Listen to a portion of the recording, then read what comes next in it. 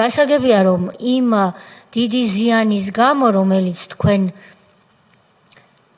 მანქანების წართმევის, სახელმწიფო თანამდებობის პირების მიერ მანქანების წართმევის შედეგად, ციხეში მოხვედრის შედეგად თქვენს ჯანმრთელობას მიადგა, შესაძლებელი შეიძლება არ იყოს ხანგრძლივი დისკუსია დღეს, მაგრამ მადლობას გიხდით, რომ მობრძანდით და საზოგადოებამ კიდევ ერთხელ უნდა გაიაზროს, თუ რასთან ქონდა საქმე. ამაზე ბატონი ჯონდიც თავიდან საუბრობდა, რომ ქმარი იყო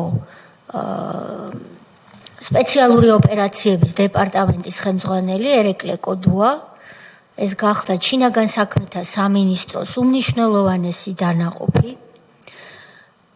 კოდუას მეუღლე ნანული ნანუკა ჟორჟოლიანი იყო რუსთავიორის ჟურნალისტი, რუსთავიორისა, რომელიც თავის მხრივ იყო მიტაცებული და წართმეული კანონიერი მესაკუთრისათვის.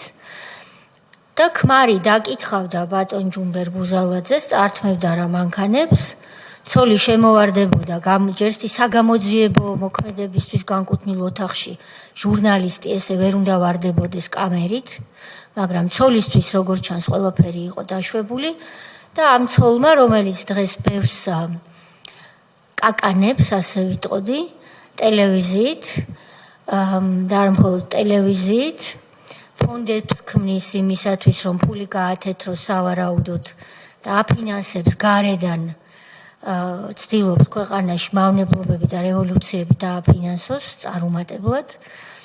ის შემოვარდა და თქვენ ყველანაირი უდანაშაულობის პრეზუმპციის მიუხედავად გააშუქა, თითქოს თქვენ იყავით იაპონელი მაფიოზი, იაპონელ მაფიოზებთან შეკრული. შემდეგ მოხვდით 1 წლით ციხეში და დაგეზიანდათ ჯანმრთელობა. ეს არის ის ფაბულა, ახალგაზრდებმა რო კარგად მოისმინონ, ვინც ნანული ნანუკა ჟორჟოლიანის ლობიანებს მიირთმევენ ქუჩაში, რომ თქვენ გაგაუბედურათ ამ ოჯახმა. ეს რა თქმა უნდა მოხდება ჩვენს დასკვნაში, მადლობას გიხდით მობრძანებისთვის.